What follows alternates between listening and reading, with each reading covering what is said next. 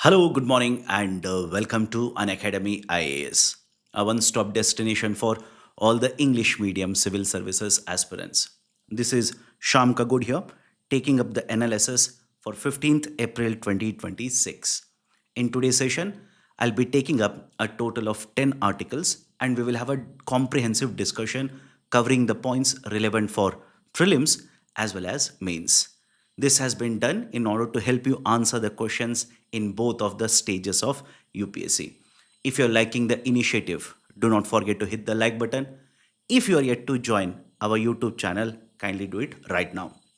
Before I start, here is a very important announcement. I know a lot of you have started preparing for the Civil Services Exams 2027. If you want to ace the exam in the first attempt, you need to have a comprehensive coverage of the static portion. You need to have good reading material, correct current affairs updates, etc. You enroll into Unacademy IAS. Right now, the course price is the low 19,999. And once you enroll, all the assistance that you need to ace the exam in the first attempt will be provided to you. Those interested, do check out the details by clicking on the link provided in the description. And whatever is the price mentioned in the website, use the code IAS English, you shall receive the discount. Now, let me begin the discussion. First important article: the alarming rise of medicalization in India. What are the important points? Why is this article relevant? Let's understand. In India, in recent times, there is one concern that is arising, which is not only having an impact on the households, this also has an impact on the performance of overall economy. That is essentially the health crisis. The health crisis. There are multiple aspects associated with the health crisis, but one very important area within the area of health crisis is the increasing incidences of obesity in India. More and more people are becoming obese. And when the obesity instances keep on increasing, which is the case in India, there are a lot of health complications that will arise. And these health complications will not only drain the money that is saved by the households, it will also have an implication associated with the economic productivity. For example, a worker, a very efficient worker, if the worker faces health complications, no doubt the savings of this particular person, because most of the Indian households do not have access to healthcare insurance, so out of the pocket expenditure naturally is very high. And many of these health cases or the instances or the diseases, the medication has to be provided for a very long duration, lifetime in many cases. It will drain the savings of the household, but at the same point of time, the workers' productivity will also be hurt. So the government of India is promoting consumption of more and more healthy foods. The Food Safety and Standards Authority of India has been promoting through various campaigns consumption of healthy foods, etc. But at the same point of time, it's not just the case of obesity in the adults. The obesity in case of children is also increasing in India. Just like many other countries, the obesity in the children is also increasing. So the children, they are also becoming obese, and that is having an impact on their learning ability or the growth, etc. So what are the reasons? What are the factors which are contributing to this kind of a rise of instances of obesity? The most important factor has to be the kind of food that is being consumed in India. The kind of food. Instead of consuming more and more, right, let's say healthy foods, there is, right, a more of a more consumption or more and more consumption of the high fat, salty, and sugar foods. In short, it is called as HFSS, the high fat, salty, and sugar foods. In simple terms, the highly processed foods or ultra processed foods. So, the first and the most important factor which is contributing to this is the consumption of these kind of processed or highly processed foods. In addition to this, what is being observed in case of India? In addition to this, there is a sedentary lifestyle. Sedentary lifestyle. What is the meaning of this? A lot of people will work in software companies. They will simply sit at one place, keep on working for 8 hours, 9 hours, 10 hours, in many instances 12 hours. They will not go for, let's say, a jog outside. They will not walk outside. They will be basically sitting at one place, consuming lot of these processed foods. All of these put together, the obesity instances or the number of people who can be classified as obese keeps on increasing. And that actually also has led to one of the unfavorable outcomes in terms of the people who have diabetes. India houses one of the largest populations who are suffering because of diabetes. So this is basically the reason behind what is happening in India. Now, at one side the obesity is increasing, and on the other side the drugs or the medications which are associated with weight loss, which are promoting the weight loss, these kind of drugs are being introduced more in number in India. Very recently, what has happened? Until now, the weight loss drugs, right? Weight loss drugs were very costly in India. But according to the Patents Act, please understand what has happened recently. According to the Patents Act of 1970, the patent which was given for these kind of drugs, such as Ozempic, Monjaro, etc., these kind of drugs have been given a patent of 20 years, and this particular patent duration has expired very recently, and that is the precise reason multiple number of companies have brought in weight loss drugs. These are generally referred to as GLP-1 drugs, which basically stands for glucagon like peptide 1. Glucagon like peptide 1. These kind of drugs initially were introduced for treatment purposes, for treatment of diabetes. But now, instead of being used only for the treatment purposes, these kind of drugs have been used by a lot of people, not only around the world, within India as well, to basically shed their weight, to reduce their weight.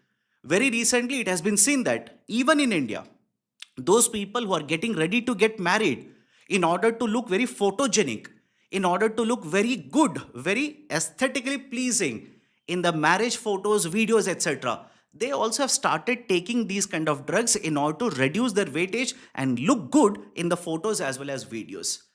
The government of India very recently has announced certain measures or guidelines.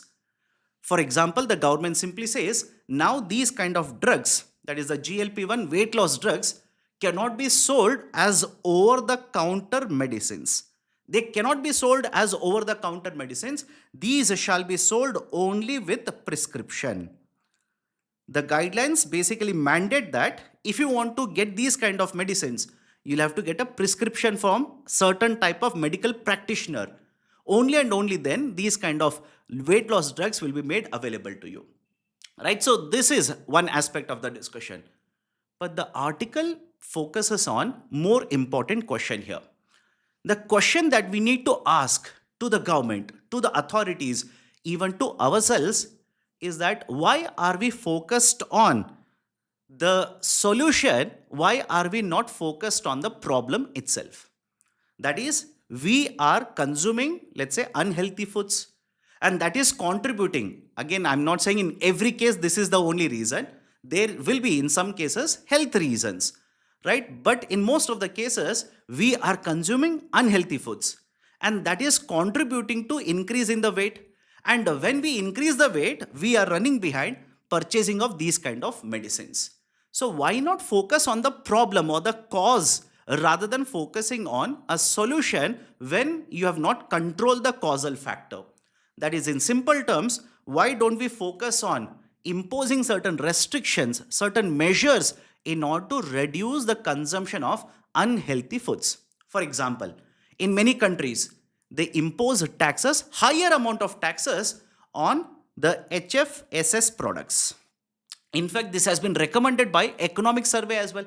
So why not try out this kind of a measure in order to make this particular product very costly or increase the market price so that the demand for this particular product accordingly reduces.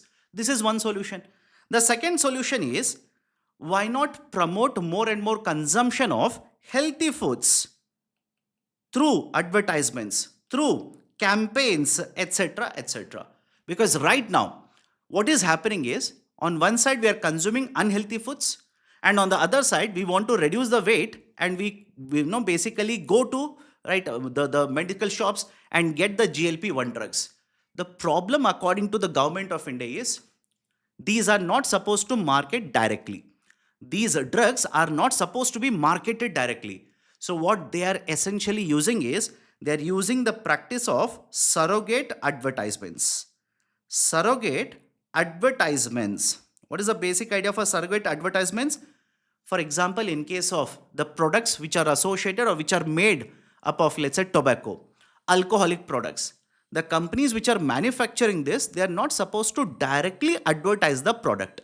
So what they essentially do is they will create a product, for example, music CDs by a particular name, or water bottle by a particular name, so that there is a recollection done by the consumer and they will be reminded of the alcoholic products or the tobacco products, as a result of which there will be a habitual consumption done by you and me. So this is basically the practice of surrogate advertisements. In addition to using surrogate advertisements, these companies which are pushing for the sales of the GLP-1 drugs, they are using the celebrities. They are using the influencers, right, in YouTube videos, etc., or Instagram posts, etc. You will see a lot of these celebrities coming out, influencers coming out, admitting that they've used a GLP-1 drug, and they'll basically talk only about the positive aspect of the drug consumption. They will talk about how it has made them more confident, how it has reduced their weightage, how they're able to fit into old clothes, leaner clothes, etc., etc. But the problem is, these influencers, these celebrities do not talk about the negative aspect of the drug consumption. What do I mean by the negative aspect of drug consumption? Very recently, PIB had come out with a document. In this particular document, they basically listed out what are the benefits of the GLP-1 drugs, as well as the health concerns when you consume these kind of drugs, when you are basically using these kind of drugs. For example, have a look at this. The document simply says, what are the most common side effects? Side effects. What are the most common side effects of consuming the GLP or using GLP? You can lose appetite, and that is the whole idea. When you use the GLP medication, right, the whole idea is you generally feel satiated. You feel, right, you don't feel hungry. You don't feel like consuming a lot. And automatically your consumption will go down and your weight will be controlled. So loss of appetite, nauseation, vomiting, diarrhea, constipation, these are very most common effects. What about the other side effects? You can experience a dizziness, right? Infections, headaches, indigestion, and the severe side effects. There are also severe side effects such as pancreatitis, the medullary thyroid cancer, right? Acute kidney injury, the worsening of diabetes related eye effect or eye related issues, right? You can also have problems with your bowel movement, etc. So argument of the government is, right now the focus of these particular drugs, whenever they are pushed by the companies, the positive aspect of this is being discussed in the market. The users must also know the side effects of it, right? So the promotion of healthy food consumption should also be done. That is one of the very important, right, let's say recommendation. And the third very important recommendation that you can provide, front of the label packaging. Front of the label packaging. Right now, whenever you purchase any product in the market, a packaged product, you will get the information associated with what are the components or the ingredients used in the manufacturing of this. What is the calorie consumption that you will be doing by consuming 100 ml or 100 grams of this, etc., is provided on the back side. Most of the consumers are not aware of it, right? That is, they are not aware what is the health complication, what is the components, ingredients, etc., because it is present on the back side.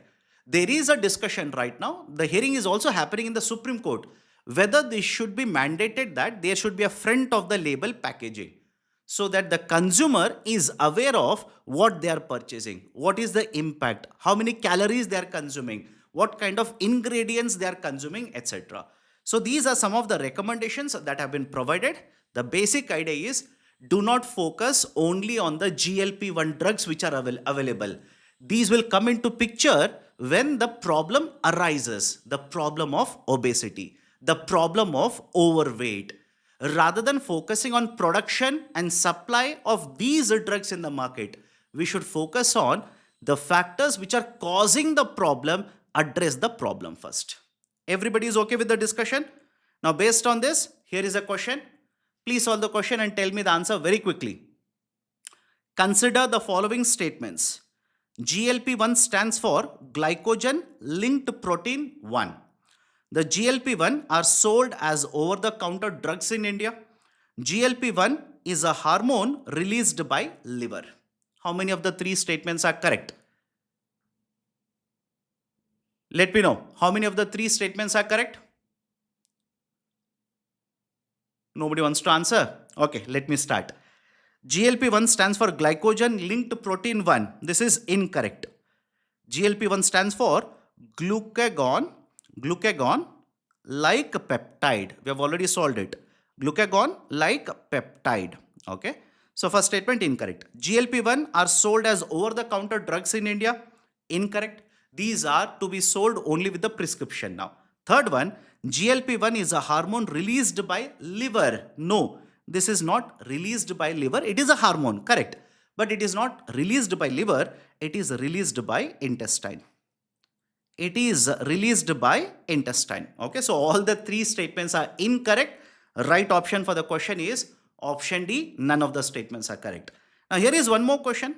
Let me see how many of you will be able to answer this. Consider the following statements.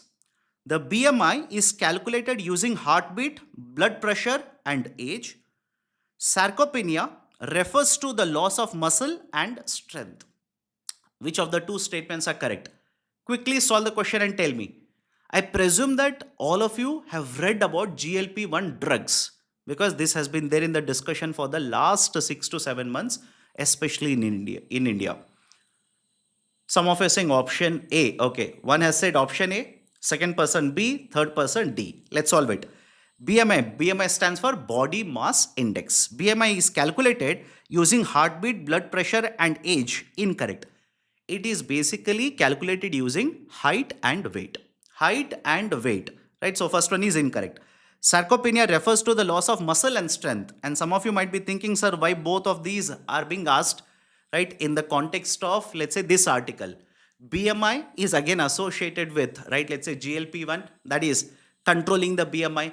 And sarcopenia, please understand, it is one of the side effects. It is one of the side effects of consuming GLP drugs. All of you can see the picture here. Please do let me know. Can everybody see the picture? Basically, sarcopenia is an age-related condition where with the progressive aging, you will be losing muscle. The skeletal muscle strength, etc. will be lost.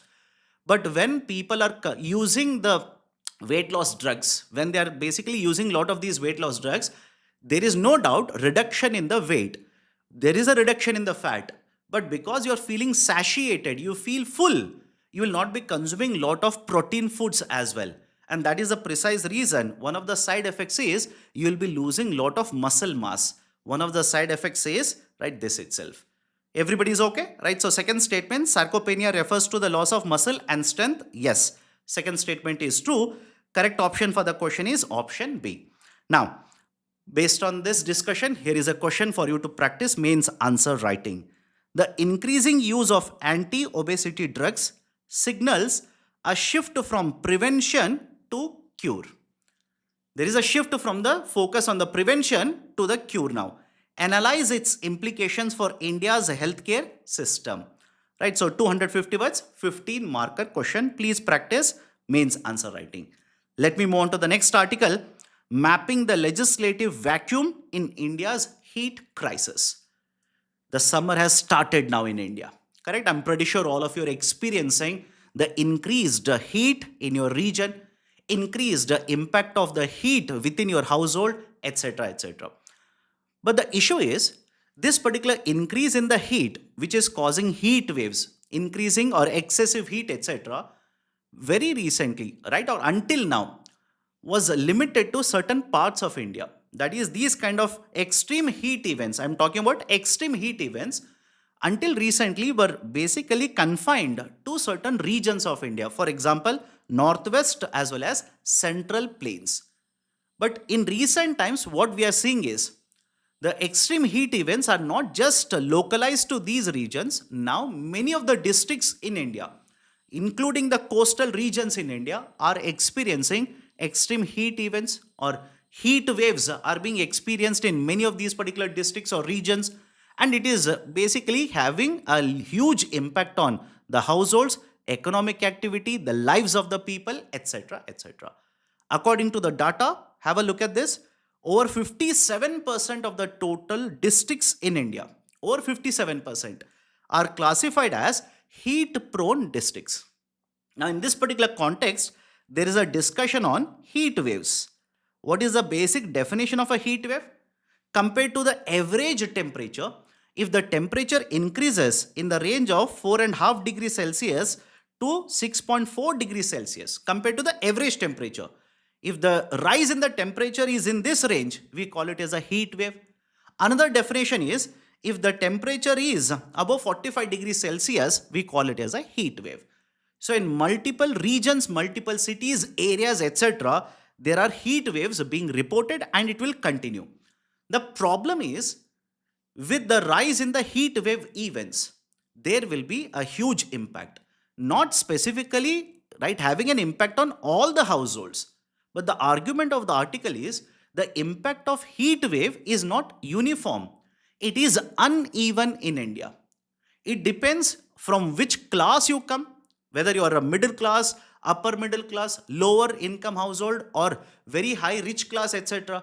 So it depends on your class, right? Society, your region, your caste as well. So based on all of this, and even the kind of work that you're doing, based on all of this, the impact of heat wave is not uniform, it is uneven. The problem is there is a vacuum in India. The vacuum that I'm talking about, the gap that I'm talking about is the legal as well as the fiscal gap. What do I mean by this? You have laws. Earlier we had Factories Act of 1948. Now the government of India has notified the Occupational Safety, Health and Working Condition, right? Basically this code has been notified by the government of India. But the problem is these kind of laws generally do not focus everybody that is working in India. I repeat, these kind of laws generally do not focus on everyone who are working in India. They are more focused on the formal part of the economy. What about the informal part of the economy? For example, gig workers. For example, workers who are working in the construction sites, etc., be it male or be it female. Don't you think because of the increased temperature, there will be huge impact on the health of these workers, impact on their productivity? They might feel exhaustion more and more. They might be hospitalized in many instances, or in many of these particular cases. The people will not be able to sustain the heat and they will basically die because of the exhaustion and the dehydration, etc. So the problem is we have laws in India to protect the interest of the workers. But in most of these cases, the laws do not provide the protection to everybody. These are limited to those who are basically working in offices. And those who are working in offices, compare them, they do not have that kind of a discomfort compared to, let's say, a Swiggy delivery partner. Because the Swiggy delivery partner has to basically ride the vehicle, right, ride the cycle, ride the bicycle, etc. in the heat. Of course, right, the impact is felt by many, many workers, right? For example, agriculture workers, the construction workers, etc. So the problem is, with the notification of this, the government of India has a way out now. There is one possibility. The possibility is there is one section 23. Section 23 is one of the provisions under the Occupational Safety Code which provides the power to the government. It's not mandatory, by the way. It is basically providing the power to the government to notify what kind of, right, let's say working conditions should be provided by the employer. What kind of working conditions? So government of India should use this particular provision. I'll tell you in the way forward as well. In addition to this, it also has a huge impact in terms of, right, let's say the expenditure that the state governments can incur. Right? Basically, idea is this. The state governments are allocated certain amount of funds for taking care of disasters. Simple, everybody is able to follow the idea here. State governments are allocated funds by the central government. But all the funds which are allocated for the disaster management cannot be used for localized disasters. There is certain limitation on it. The limitation under the Disaster Management Act is maximum 10% of the funds can be used by the state government to manage the localized disasters or non-notified disasters. Right now, the disasters which have been notified, national disasters such as earthquake, flooding, etc. What about, right, let's say the heat wave impacting the people, heat wave hurting the people, etc. This is not declared as a national disaster right now. One more issue associated with the impact of the heat wave is generally the definition that has been provided by the Indian Meteorological Department, IMD. The focus here is only on temperature. The focus here is only on temperature. But please understand, in the coastal regions, along with the temperature, you will also experience very high humidity levels. You will experience very high humidity. So, when you have high temperature along with the humidity, the impact will be much greater compared to only having high temperature. So, definition right now is only focused on the temperature. There is also a need to review this particular definition. So, these are some of the issues. Now, what is the solution? What is the way forward? Please don't write down whatever is there in the slide so that the discussion can happen smoothly. I don't have to write down everything. I've already typed all the points. All you need to do is, after the session is over, download the PPT. Simply download the PPT from official Telegram channel. So what are the way forward? First one, the 16th Finance Commission recommendations have been submitted to the government.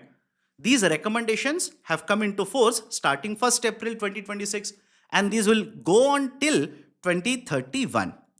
2026 to 2031, that is a 5-year duration for which the commission recommendations are applicable.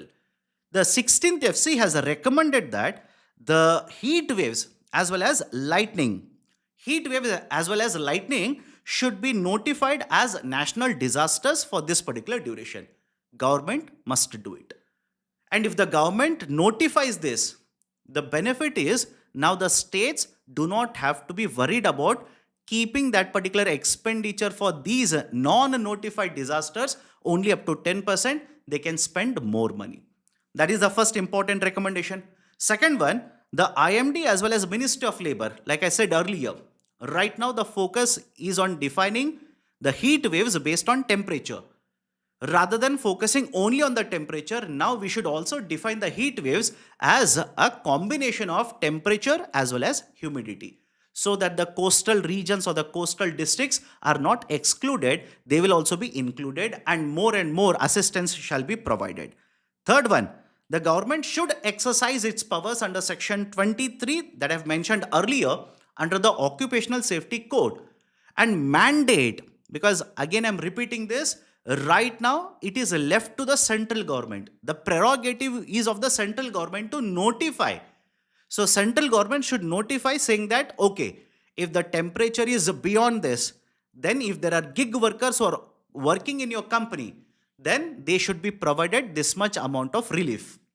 Relief in the sense, right, they should not be forced to work beyond, right, so many number of hours, or, right, certain additional compensation shall be provided, etc. Right, so Government of India should use this particular power. The specialized binding directives should be issued by the government in certain types of activities where the hazard, right, where the temperatures generally are more than whatever is the, right, let's say prevailing temperature. For example, if you're somebody who is working in mining activity, right, the above surface temperature will be different compared to below the surface temperature. So the risk will be much higher there. Right, so specialized binding directives must be issued by the government. For the gig economy, digital platforms should be legally prohibited from imposing timelines, right? Delivery time penalties, etc. In a lot of these cases, you see, the gig workers are forced to accept the orders because every day they will have to meet so many orders. That is one of the conditions if they want to make a living. So these kind of restrictions, especially during the heat wave, will put the lives of these workers at risk. Finally, the government should launch suitable provision for providing financial compensation to cover loss of income when these employees will incur, right, the lower or will earn lower income because of, right, non-working, and that is because of heat waves. Done. So these are some of the recommendations which have been provided in the article. Now, based on this, here is a question. Heat exposure in India is shaped by class, caste, and occupation. Critically examine. 250 words, a 15 marker question. Please practice. Again, I am repeating this. Please practice mains answer writing. Next one. Food worth 1.55 lakh crore rupees wasted annually. 1.55 lakh crore rupee worth of food is wasted annually. And I'm talking only in the context of India. The problem is simply this. Point number one, before I talk about the problem. Point number one, important points by the way. Every year, 30th March is observed as the International Day of Zero Waste. Please remember this. International Day of Zero Waste. And this year, the theme of this year was food waste. And this particular practice of observing every year, that is the 30th March of every year as International Day of Food Zero, has come into practice after the United Nations proclamation, right? After the UN's proclamation back in 2022. Remember, this can also be asked in the prelims examination. Now, focus is on the food wastage. According to a report that is published by UNEP, the name of the report is Food Waste Index. Food Waste Index. According to this particular report, published for the year 2024, annually in the global market, the total amount of food that is wasted is 1.05 billion tons. I repeat, 1.05 billion tons. And where does India stand? India is the second ranked in this particular report, just behind China. In India, the annual wastage of the food is to the extent of 78 to 80 million tons. And please understand, this represents a dichotomy in India. Dichotomy in the sense, on one side, we house the one of the largest population which goes hungry to bed every day. One of the largest population which can be classified as, right, let's say, not getting sufficient nutrition. Right, the population which can be classified as extreme poverty is very high in India. Again, I'm talking about absolute numbers, not in percentage, absolute numbers. But at the same, right, in the same case, the opposite side is we are wasting huge amount of food as well. The wastages happen for a simple reason. One, the service industry, that is a food service industries such as hotels, restaurants, etc. The cooking is done. When it is served, a lot of it is wasted, right? So food service industry contributes a lot of wastages. But when you compare the wastages that I've discussed just now, compare it with, right, let's say the wastages that is happening at production and post-production level. Production as well as the post-production level. What do I mean by this? At the farm gate level. In the farm, and after that, right, let's say when the food grains will move into the supply chain, the wastages are very, very high. Mind you, the wastages are very high. How so? I'll just give you one example. India is one of the largest producers of food grains. We have produced so much quantity of food grains, we are exporting the food grains to the rest of the world now. And this is a remarkable achievement for India. Remarkable, I'm saying, for a simple reason. There was a point of time when we were import dependent, right? 1950s, we were import dependent. And post that, because of the reforms being implemented, technology being introduced, etc., we have moved away from one end of the spectrum where there was a deficit in terms of, let's say, the production as well as supply compared to the demand. Now we have a surplus. We have moved on to the extreme opposite end of the spectrum of surplus where we are exporting now. The problem is, before even you export, you produce and you store. The problem is here itself. That is, we do not have sufficient processing facility. We do not have sufficient warehousing facility. Everybody is able to follow the discussion. You do not have sufficient processing facility.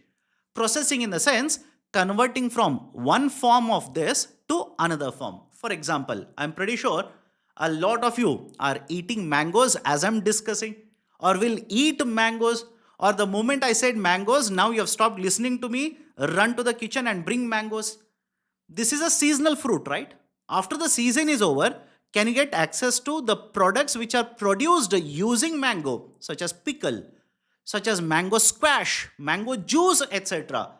That is, in simple terms, the food processing. In case of India, warehousing, very less. Processing, very less. And that is causing, or that is leading to lot of wastages. So the problem is simple. When you produce the food grain, you do not have a warehousing facility or processing facility, wastages are happening there. And you have produced the food grains, these are supplied to the market. A lot of time the wastages will happen there as well. And what is the problem? The problem is not just wasting the food grain. The problem is, like I said earlier, on one side, we are wasting food which is worth 1.55 lakh crore rupees per year. And on the other side, we are also housing largest number of people who do not get access to food grains. Right? That is the dichotomy that we are seeing in India. In addition to this, when you need to cultivate food grains, you will be using lot of resources such as water. You will be using lot of resources such as water. And when you waste the food, when you waste the food grains, etc., these kind of resources which are inputs, you're wasting their utilization as well. That's the second issue. Third issue is, right, have a look at this. The third issue is, a lot of this food is disposed of. Let's say fruits which are supposed to be sold in the retail market, they will be disposed of because, right, it's slightly lost its, let's say, sheen. It has lost its quality, etc. Rather than selling, they will simply put it in a dump, and this dump will be, right, basically put in a larger dump. The problem is when you basically add all of this food, etc., in a larger dump, it will lead to emissions. It will lead to emissions. In fact, one estimate simply says if the wastage of the food itself was considered as a country, if wastage of food which is added to the, right, let's say waste dump was considered as one country, it would end up becoming the third largest emitter. It will end up becoming the third largest emitter, and the emissions are estimated in the range of 8 to 10% of total greenhouse gases. Total greenhouse gases. So everybody is okay with the problems here. Now let's understand what should be the way forward then. You have understood the problem. What should be the solution? These are the recommendations. 1. Focus on developing infrastructure. By the way, Government of India is doing it. For example, post-harvest infrastructure is being promoted by the Government of India under the initiative Agriculture Infrastructure Fund. The government is also promoting, right, other types of infrastructure, is promoting food processing, by the way, right? So farmer producer organizations must be equipped with this kind of technology so that the wastages shall be reduced. Processing must be promoted. India's processing is very less. The average is around 8%, whereas in the Western countries such as USA, right, or for that matter, competitor China, the processing levels are much higher. In many European countries, for example, France, there is a law. If, let's say, a retailing company, they have purchased food grains or, let's say, fruits, etc., and, right, let's say they don't want to sell it because the quality has deteriorated. Now, rather than simply disposing, they are asked or they are mandated to donate it. There are food banks, they will be mandated to donate. So why not implement this kind of a law even in India? Because in India, organized retailing is booming. Next, mandatory food waste measurement as well as the public reporting. What is the importance of this? until and unless you don't know what is the size of the problem, what is the extent of the problem, which is the problematic industry, etc., you will not be able to make an effective policy. And you can do that only when you collect the data. So, why not have a national registry? Why not have a national portal where we can track when we have implemented this policy, whether the companies are abiding by this or not? So, have a national database. And finally, if you've seen in lot of households, and I'm pretty sure a lot of you, whenever you start eating the food, you show respect to the food. Whenever you take the morsel of a food, you show respect. The argument is not to push the religious practice, but basically inculcate, right, this particular idea of giving respect to the food. That is, right, the morsel or the grain of rice should be respected. And if you can inculcate, especially when these are the children, they will be very respectful about the food they are eating rather than wasting when they are, right, let's say, getting served. When they are being served, they will ask for the right requirement rather than simply taking excess and simply wasting it. So that also can be one recommendation that you provide. Done? So these are some of the recommendations. Now let's solve a question based on this. Consider the following statements. The food waste index is published by UNEP. Second statement, SDG has a target to reduce food wastages by half by 2030. A lot of you will find it very easy to solve the first statement. And some of you will find it very difficult to solve the second statement because I've not told about the second statement. Okay, the food waste index is published by UNEP. Yes, first one is correct. A lot of you are simply saying option A is the right one. Let me solve it. The SDG has a target to reduce the food wastages by half by 2030. Yes, this statement is also true. The target is 12.3. Please make a note of this. The target that I'm talking about is the SDG Sustainable Development Index 12.3. Right, so both the statements are true. Right option will be option C. Now, let's take up certain important current affairs articles. These were central page articles, current affairs articles. The government of India now has proposed 3 bills in the parliamentary session, right, that is going to start from tomorrow, 16th to 18th. The government of India has proposed, right, let's say basically 3 bills. First one is the Constitutional Amendment Bill, 131st Amendment Bill, right, so 2026. Second one is the Delimitation Bill, and the third one is Union Territories Laws Amendment Bill 2026. Right, yesterday itself we had a discussion associated with the delimitation exercise. Yesterday in the evening, the government of India has come out with the 3 proposals. Bills are drafts or proposals. What are the important points? The first and the most important one, by the way, that is the 131st Constitutional Amendment Bill. The focus is on amending certain provisions of Indian Constitution.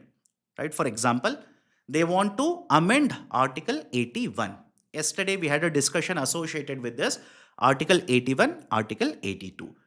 Right? And while writing, in one of the slides, while writing, by mistake I've written the maximum strength that is provided under Article 81 for Lok Sabha. By mistake I've written 250.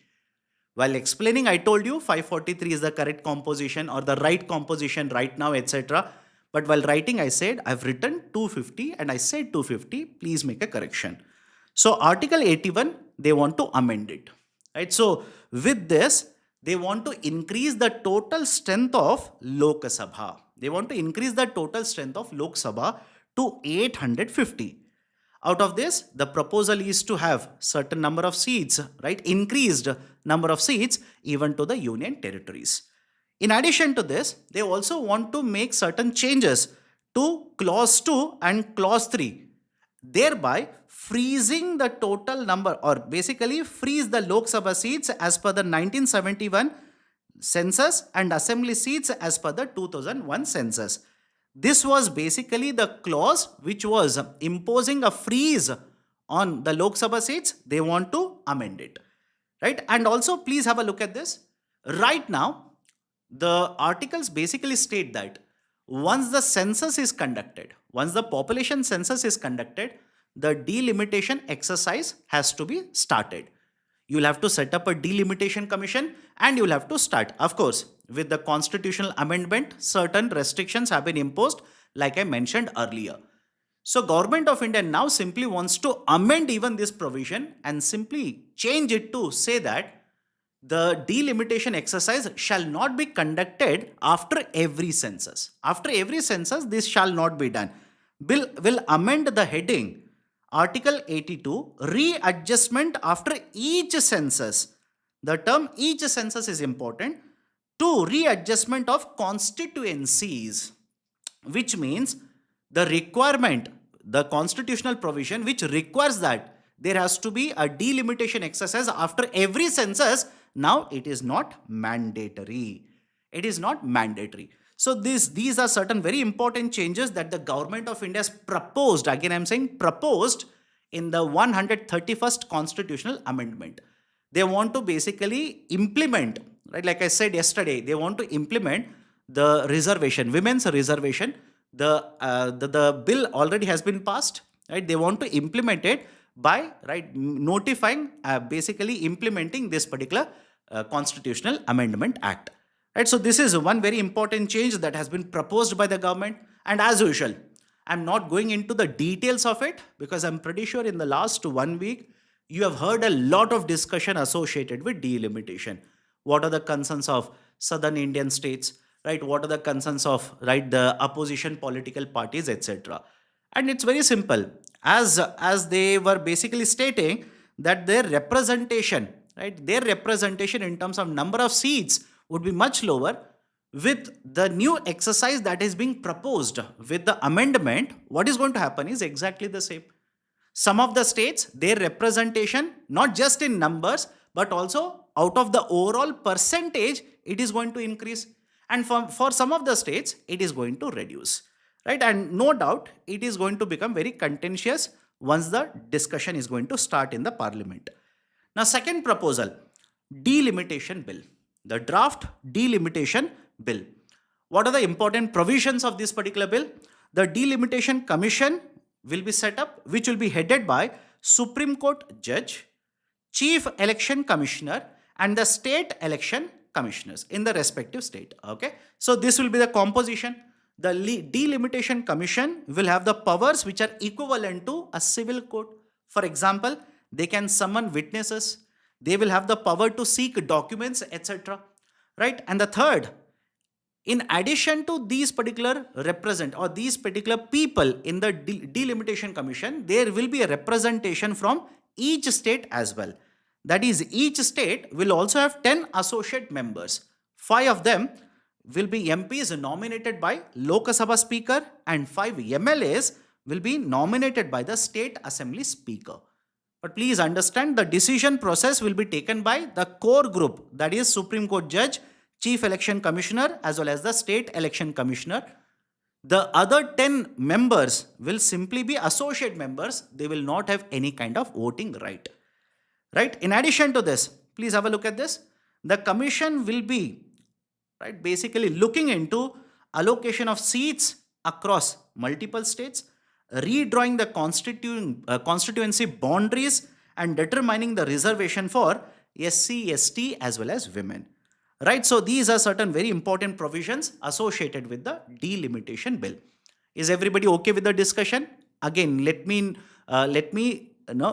basically remind you, this is just a proposal.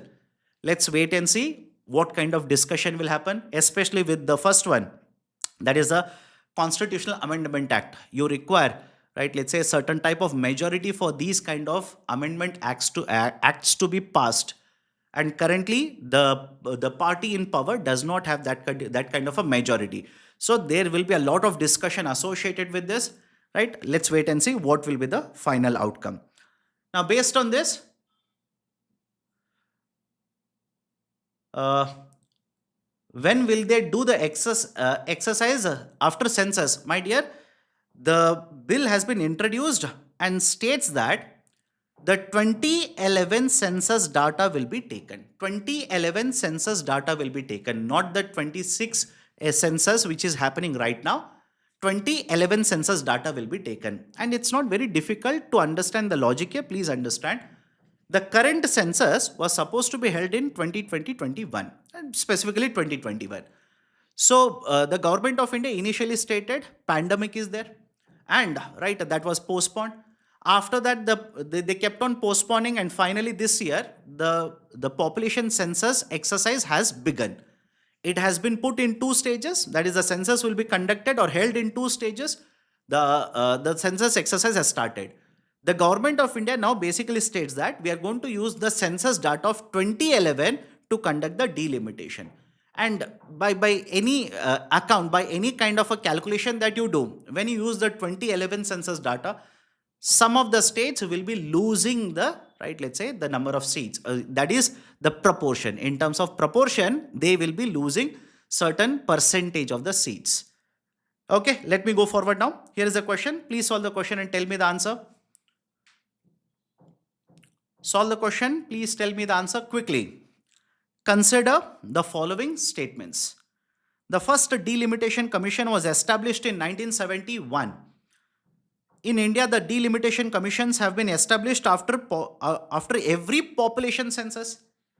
The Delimitation Commission has the powers equivalent to a civil court.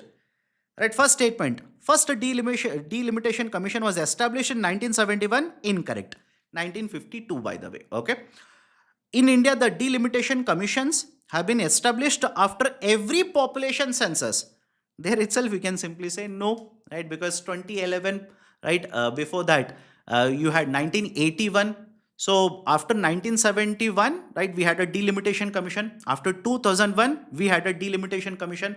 And by the way, this will be the fifth delimitation commission.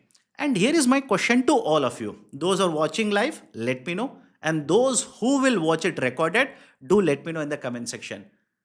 Question number 1. How many, right, how many population censuses have been conducted so far in India? Question number 2. How many population censuses have been conducted after independence? These are my two questions to all of you. So third statement is correct, by the way. Right option for the question will be option A, only one. And before I go forward, yesterday while discussing CACP, I hope all of you remember this. Yesterday I was discussing, right, one of the article where I had framed a question associated with Commission for Agriculture Cost and Prices. We solved the statements correctly, but while identifying the right option, I've made a mistake. Please correct it. Right, the statement was CACP recommends MSP to the center, bonus to the states. I said statement is incorrect. But while ticking, I said first statement is correct. Please correct it. Okay. Anyways, let's go forward now. Deportation policy has been announced by the Ministry of Home Affairs. What are the important points? Let's have a look at it. Every government across the world will have this kind of a policy. For example, right now, the administration of USA has a very strict deportation policy. Argument is, the governments are generally worried about national security. They are worried about, right, let's say certain criminal activities that could be conducted by the foreign immigrants, right, who are staying illegally in a particular country. They might be worried about, right, let's say foreign immigrants who will come through a visa or by taking a visa but will overstay, right, for a longer duration, which will create a lot of complications, etc. So governments generally have, right, a kind of a immigration policy or a deportation policy. The Ministry of Home Affairs, right, very recently has announced a new deportation policy. What are the important changes? This is the list. Let's have a look at it. First one, states now have been mandated to set up a special task force. Right, in each of the district, in every district, there has to be a special task force. And the members of the task force will be identifying and deporting back illegal migrants. We are especially worried about the illegal migrants who have migrated into India illegally from countries, neighboring countries, Bangladesh and Myanmar. And in recent times, you must have seen multiple instances of illegal migration taking place into India. So this is the first one. Second one, whatever, right, let's say the activities are conducted by the state governments in regards to this policy, every month a report has to be submitted to the government of India. monthly report has to be submitted. Point number 2. Point number 3, when you find that, let's say, there are certain illegal migrants who are, right, basically located in a particular place, etc., what the government has to do, they will have to take them and they will have to place them essentially in holding centers or camps. State governments have been directed to operationalize the holding camps, right? And not just operationalization, there are conditions regarding, right, the barbing wire that has to be put, the height of the wall, etc., etc. So the camps must be operationalized.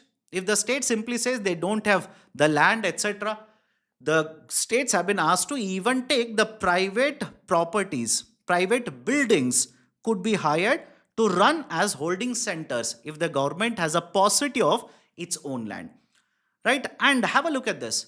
Once you have a doubt, let's say there is a particular person, you have a doubt, worried that this is an illegal migrant, you'll ask for documentation, you'll hold them. Now you need to check whether this particular documentation is correct, is it valid, is this person a citizen of India, or they have illegally migrated into India, they have got these fake documents, etc.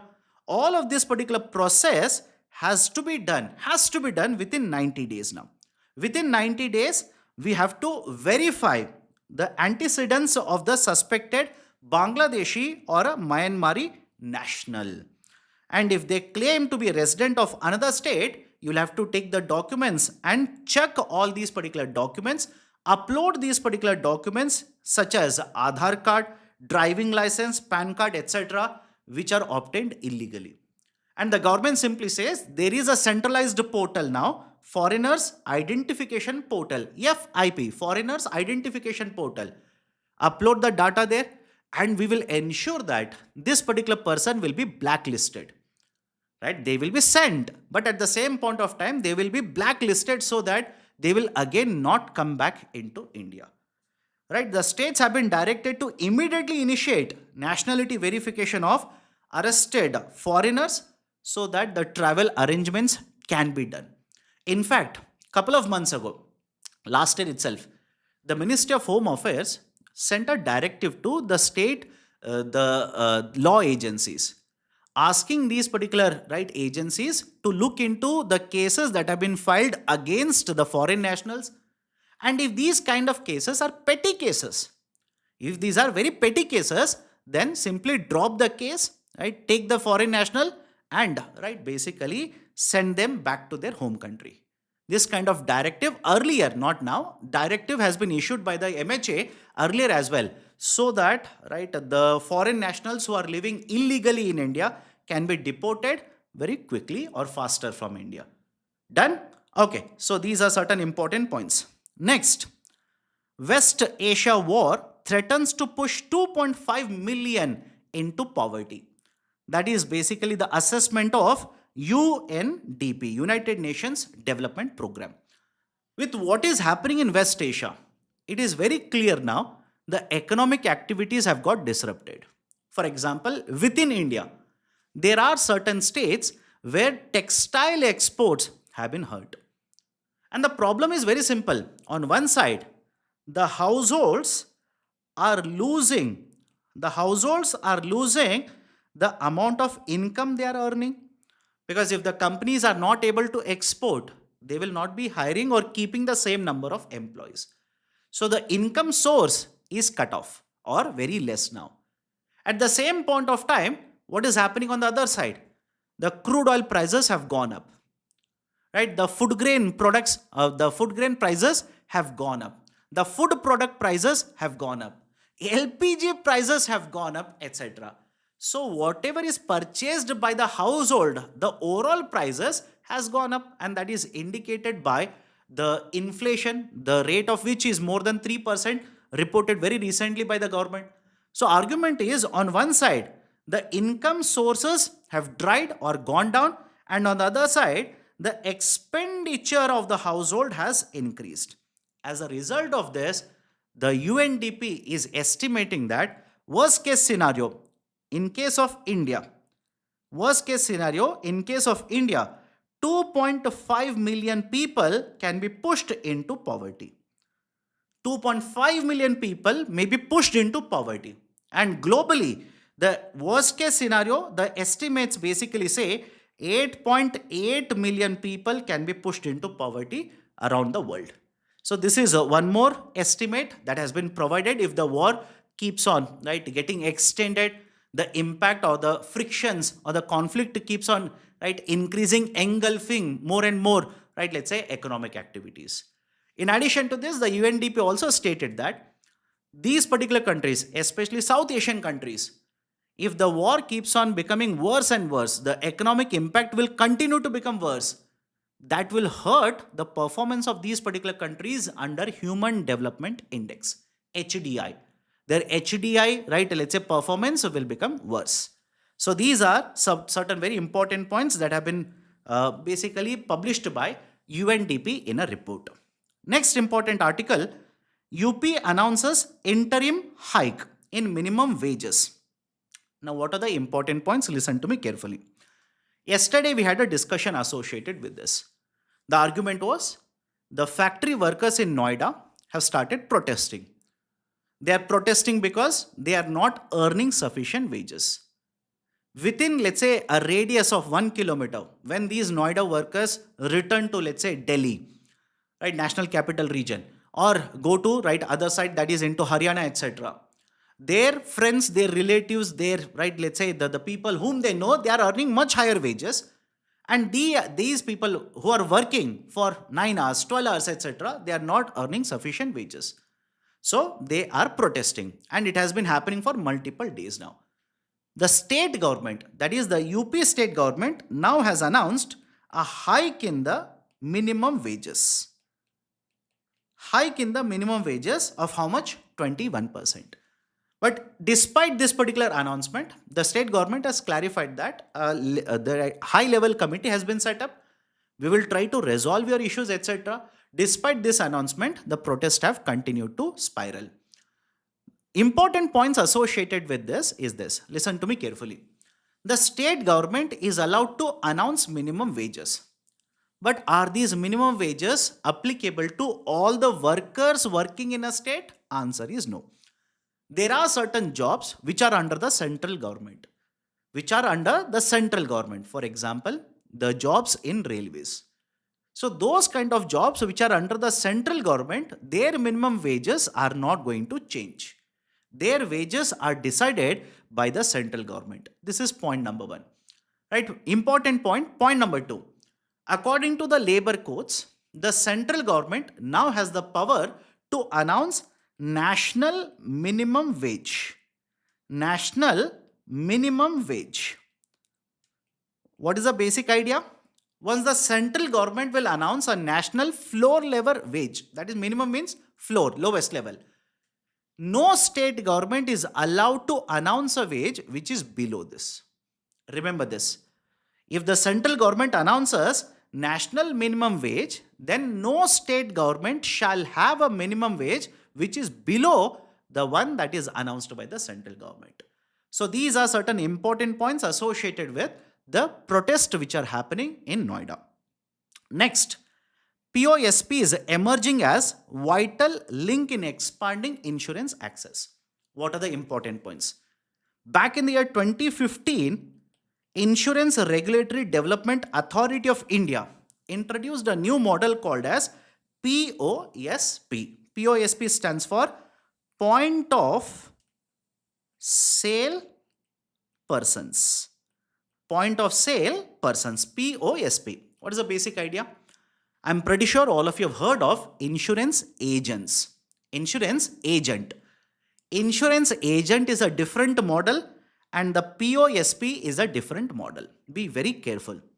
What is essentially the difference? Both of them come under the regulation of Insurance Regulatory Development Authority of India. But the main point of difference is POSP is provided with very limited amount of training. And generally they are trained by insurance companies. Very limited amount of training. What do I mean by this? There are thousands of insurance products. Thousands of insurance products. If you want to be, right, basically working as an insurance agent, then you will have to undergo a very thorough training, right? The IRDAI will have to train you very thoroughly. Whereas if you want to work as a point of sales person, POSP, the amount of training that will be given to you will be very limited, and the training will be given to you in very basic insurance products, very basic insurance products. And for households in India, right, such as you and me, we are not so much involved in purchasing, let's say, very complicated or complex insurance products or high level insurance products. We are always worried about the basic insurance products. So this particular model has been brought into force from 2015 by IRDAI, and the basic study has shown now, with this model being implemented to promote financial inclusion, the uptake of simple insurance products has increased because of POSPs. Because of the POSPs, the uptake of simple insurance products has increased. That is basically the point that you need to take away from this particular article. Now, last set of articles, two articles, I'll merge both of them. One article is talking about China criticizing the blockade that has been imposed by USA, and what is the threat that has been issued by USA president against Chinese interference, etc. And the second article talks about basically now the proposal to again hold talks, ceasefire talks, the peace talks between USA and, right, let's say, Iran. Now, what are the important points in the first article? Let me start. The USA has imposed a blockade on Strait of Hormuz, and their target is any vessel, any ship that will basically move products from Iran, ports or right, basically located in Iran. Many countries have criticized it. Iran has basically stated or threatened that they will be attacking any other port in this particular region. At the same point of time, China also has criticized it. The reason behind this is China has a huge stake in this particular region. For example, the maximum amount of crude oil exports that are done from Iran basically are purchased by China. Right? So historically, it has been purchasing a huge amount of crude. So argument is this kind of a blockade has been criticized by the Chinese authorities. That is point number one.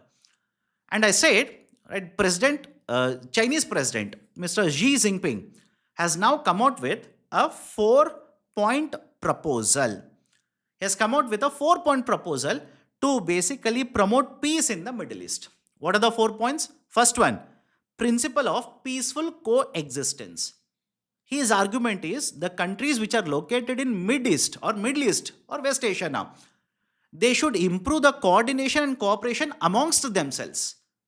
Right? That is the first point. Second point is countries should respect the sovereignty of other countries. Right? See, China is preaching to others. Right? The country which keeps on claiming that one of our states, Arunachal Pradesh, is their territory, will keep on renaming, will keep on stoking this particular issue again and again. Chinese president simply says other countries should respect the principle of national sovereignty. Do not interfere in the functioning of other countries, and this especially is applicable in the Middle Eastern countries now. To prevent the world from reverting from the state of chaos, argument is it is important that we focus on the international system. We uphold international system. For example, United Nations. No doubt, United Nations has sustained multiple events like this in the past. It has completed 80 years, good. But at the same point of time, most of the countries or most of the experts have been critical of the functioning of United Nations. It is present, but is it effective? That is the question. No doubt, UN is present, but is it effective? If it is effective, then why multiple wars are being fought around the world? Where is United Nations in promoting peace, ensuring global order in all of it? Right? So let's go back to the international system and focus on the existence, or let's say the system which is promoted by United Nations. And all countries should try to combine development with security, and China will always share its modernization efforts to strengthen regional progress. These are the 4 points which have been put forward by the Chinese president to promote peace in Middle East. Along with this, there is one more very important point.